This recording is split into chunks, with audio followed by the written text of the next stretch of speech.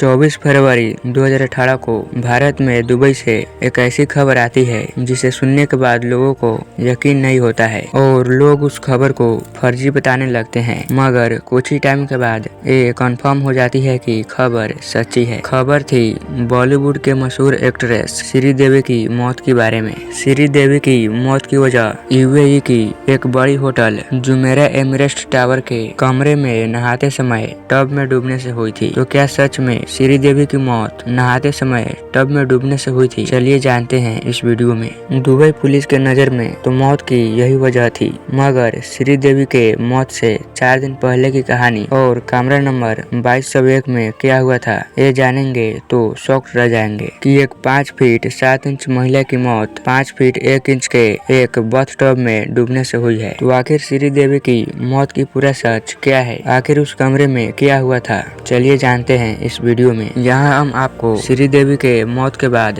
बोनी कपूर के बयान के बारे में भी बताएंगे, साथ ही उन सभी सवालों से आपको रूबरू कराएंगे जो इस मौत को रहस्यमयी बनाती है। 13 फरवरी 1963 को जन्मी श्रीदेवी का पूरा नाम श्री आमा अयंगर यापन था, मगर फिल्मी दुनिया में आने के बाद इन्होंने अपना नाम श्रीदेवी कर ली। हम श्रीदेवी के पर्सनल लाइफ के बारे में जानने के बजाय सीधे उनकी मौत पर आते हैं कि आखिर उनकी मौत कैसे हुई थी। 21 फरवरी 2018 को बॉलीवुड के मशहूर कपूर खानदान की रिश्तेदार मोहित मारवा की शादी दुबई में होनी थी। ये एक बेहद ही हाई प्रोफाइल की शादी थी, क्योंकि मोहित फिल्मी दुनिया के बेहद ही बड़े घराने से ताल्लुक रखने वाले थे और जिनसे उनकी शादी होने वाली थी वह अनिल अंबानी की पत्नी की भतीजी थी। इस शादी में कई बड़ी बड़ी बिजनेसमैन और बड़े बड़े एक्टर को भी बुलाया गया था। जो कि शादी का दिन करीब आ रहा था तो मेहमानों को दुबई जाने की सिलसिला भी शुरू हो जाती है। इसी क्रम में 18 फरवरी 2018 को श्रीदेवी अपने पति बोनी कपूर और अपनी बेटी खुशी के साथ दुबई के लिए निकल जाते हैं। श्रीदेवी की बड़ी बेटी जानवी कपूर इस शादी में नहीं जा रही थी, क्योंकि वह उस समय फिल्म धड़क की शूटिंग में व्यस्त हुई थी। फिर 19 फरवरी को श्रीदेवी इंस्टाग्राम पर एक पोस्ट करती है कि वह दुबई पहुंच चुकी है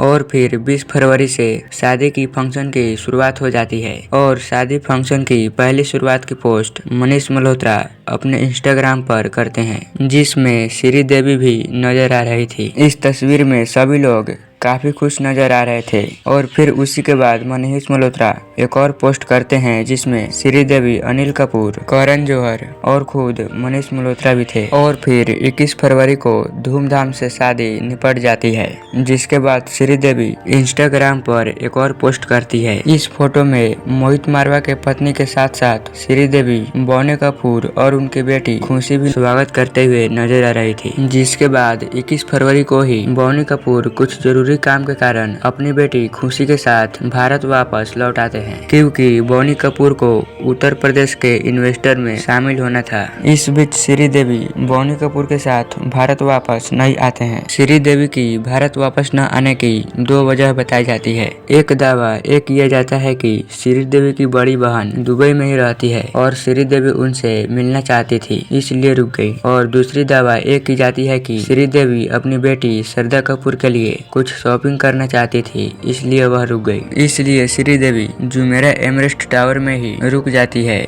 जिनका कमरा नंबर था 2201। अगले दिन 22 फरवरी 2018 को Boney Kapoor UP investor summit में भाग लेते हैं, जो कि लखनऊ में आयोजित की गई थी। और फिर वही 23 फरवरी को बोनी कपूर अपने एक दोस्त के बर्थडे पार्टी में नजर आते हैं। और दूसरी तरफ दुबई में ठहरी श्रीदेवी 24 फरवरी 2018 को बोनी कपूर से बात करती है और वह बोलती है कि मैं तुम्हें बहुत मिस कर रही हूँ। जो कि श्रीदेवी बोनी कपूर को बोलते हैं कि वह उन्हें बहुत मिस कर रही है। तो बोनी कपूर भी श्रीदेवी को सरप्राइज देने के लिए श्रीदेवी को बिना बताए ही 24 फरवरी के शाम के फ्लाइट से वो भी दुबई चले जाते हैं। अब 24 फरवरी यानी श्रीदेवी के मौत वाले दिन की 2 कहानियां हैं। दुबई के एक न्यूज़पेपर खलीज टाइम के मुताबिक 24 फरवरी 2018 के घटना के बारे में पुलिस पूछताछ के दौरान बोनी कपूर के दिए बयान के अनुसार लगभग 6:20 पर शाम के समय बोनी कपूर कमरा नंबर 2201 पर नॉक करते हैं। आवाज सुनते ही श्रीदेवी कैमरा खोलती है और बोनी कपूर को देखते ही सरप्राइज रह जाती है। जिसके बाद ये दोनों लगभग आधे घंटा से ज्यादा तक बातें करते हैं। जिसके बाद बोनी कपूर श्रीदेवी को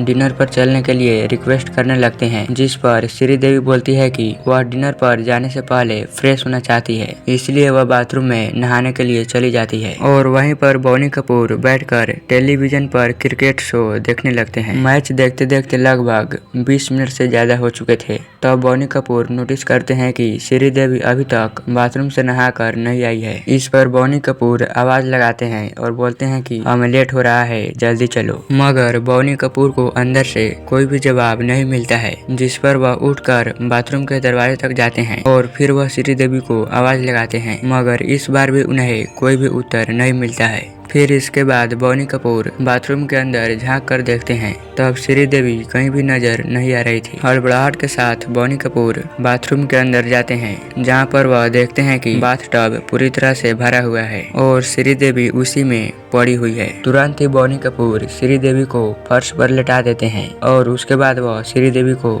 जगाने लगते हैं, मगर श्रीदेवी के शरीर के अंदर कोई भी हलचल नहीं हो रही थी। इसी के बाद तुरंत ही बोनी कपूर अपने एक फ्रेंड को कॉल लगाते हैं, जो कि जुमेरा एमरेस्ट होटल में ही रुका हुआ था। जिसके बाद वह तुरंत ही श्रीदेवी के कमरे में पहुंच जाता है। दोस्त के आने के बाद होटल के इमरजेंसी डिपार्टमेंट में फोन की जाती है। डॉक्टर आते ही श्रीदेवी की चेकअप करते हैं और बोलते हैं कि इनकी सांसें थम चुकी है। फिर भी इनको अल रशीद हॉस्पिटल में एडमिट किया जाता है। यहाँ भी डॉक्टर देखते ही कंफर्म कर देते हैं कि श्रीदेवी की डेथ हो चुकी है। मौत की खबर पुष्टि हो जाने के बाद दुबई के स्थानीय पुलिस को लगभग 9 बजे इस घटना की जानकारी दे दी जाती है। तुरंत पुलिस भी आ जाती है और जांच पड़ताल करनी शुरू कर देती है। पुलिस के इस जांच में क्या खुलासा होती है, ये हम आपको आगे बताएंगे। फिलहाल हम श्रीदेवी के मौत वाले दिन की दूसरी कहानी की बात करते हैं। हमने आपको पहले ही बताया है कि श्रीदेवी जुमेरा एमरेस्ट टावर में ठहरी हुई है। इसी होटल के एक सर्विस स्टाफ ने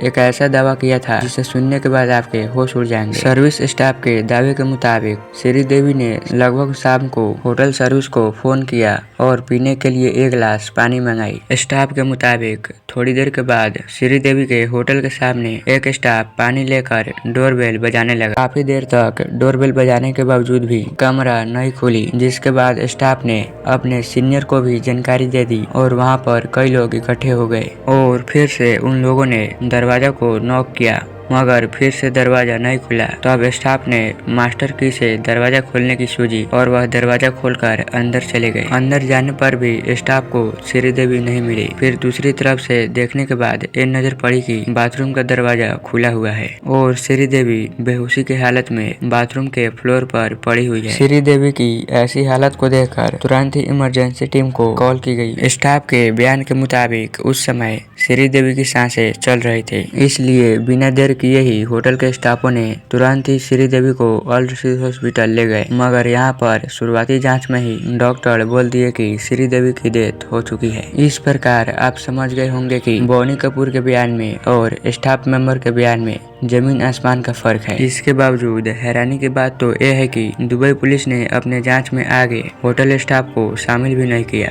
और जब दुबई के न्यूज़पेपर वालों ने होटल स्टाफ के इस बयान को छापा, तब भी पुलिस वालों की तरफ से बल्कि दुबई पुलिस बोनी कपूर के बयान को ही दर्ज करते हुए इस जांच को आगे बढ़ाने लगी। इस दावे की जांच नहीं की गई।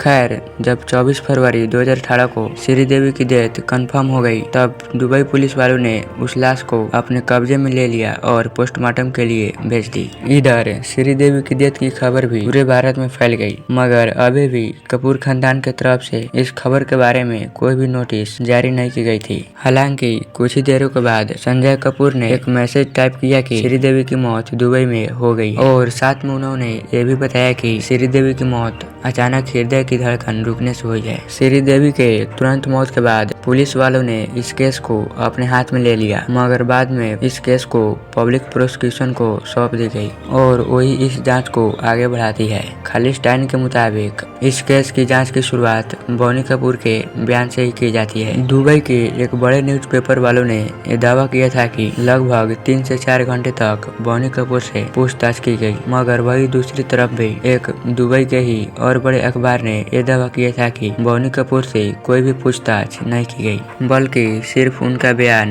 दर्ज की गई है। कुल मिलाकर बोनी कपूर को पूछताछ करने के बाद छोड़ दी गई और लाश को भारत ले आने की प्रक्रिया शुरू की गई। जो कि मामला काफी हाई प्रोफाइल था, तो दुबई पुलिस बड़ी ही सावधानी से इस केस की जांच कर रही थी। 25 फरवरी को ही श्रीदेवी की पोस्टमार्टम की गई और उसमें जो खुलासा हुआ वो हैरान कर देने वाली थी। दुबई के फोरेंसिक लैब से ये दावा किया गया कि श्रीदेवी के शरीर पर शराब के अंश पाए गए थे। इसके अलावा दूसरी तरफ से भी कंफर्म हो गई कि श्रीदेवी नहाने के समय नशे में थी, जिसके बाद नहाने के समय ही उनका बैलेंस बिगड़ गया और वह बाथरूम के टब में ही मुंह के बल गिर गई और उन्हें संभलने का मौका ही नहीं मिला और इस कारण उनकी मौत हो गई। पोस्टमार्टम में भी ये दावा किया गया था कि श्रीदेवी के फेफड़े में काफी पानी भर गया था, इसलिए ये कंफर्म हो गई कि श्रीदेवी की मौत डूबने से ही हुई थी। पोस्टमार्टम होने के बावजूद भी दुबई पुलिस श्रीदेवी की लाश को रिलीज नहीं कर रहा था, क्योंकि कुछ जांच और बाकी थे। जब दुबई पुलिस की नजर में श्रीदेवी की डेथ की पूरी बातें स्पष्ट हो गई, तब इस केस को बंद कर दिया गया और 27 फरवरी से श्रीदेवी की लाश को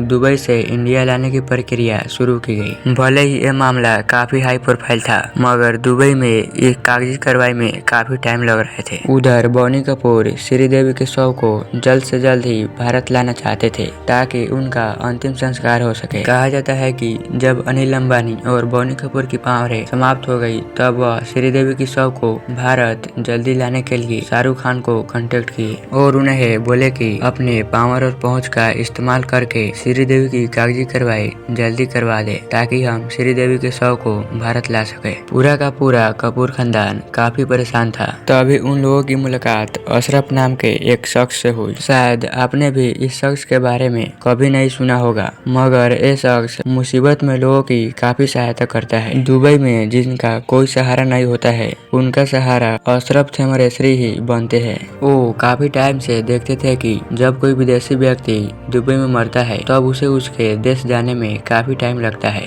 ऐसे में अशरफ ने लोगों की सहायता करनी शुरू कर दी और देखते ही देखते दुबई में मसीहा के नाम से जाने लगे। जो कि अशरफ पहले भी कई सारे लोगों को अपने अपने घर भेज चुके थे, तब वो अच्छी तरह से जानते थे कि शव को दूसरे देश में भेजने के लिए कौन कौन सी कागजी कार्रवाई की जाती है। जिसके बाद श्रीदेवी के शव को भारत भेजने की जिम्मेदारी इन्होंने ली और कुछ ही घंटों में सारी फॉर्मेलिटीज पूरी कर देने के बाद 27 फरवरी के रात को ही श्रीदेवी की शव भारत आ गई। श्रीदेवी की शव अनिल अंबानी के प्राइवेट जेट से दुबई से मुंबई तक आई। मुंबई में 28 फरवरी 2018 को श्रीदेवी की शव को पूरी विधि विधान के साथ अंतिम संस्कार कर दी गई। अब हम उन सवालों पर नजर दौड़ाते हैं जो श्रीदेवी की मौत को और रहस्यमय बनाती है। सबसे पहले तो 24 फरवरी 2018 को दो थ्योरी सामने आई। मीडिया वाले के अनुसार सबसे पहले बोनी कपूर ने श्रीदेवी को बाथटब में गिरे हुए देखा था। होटल के किसी सर्विस स्टाफ ने श्रीदेवी को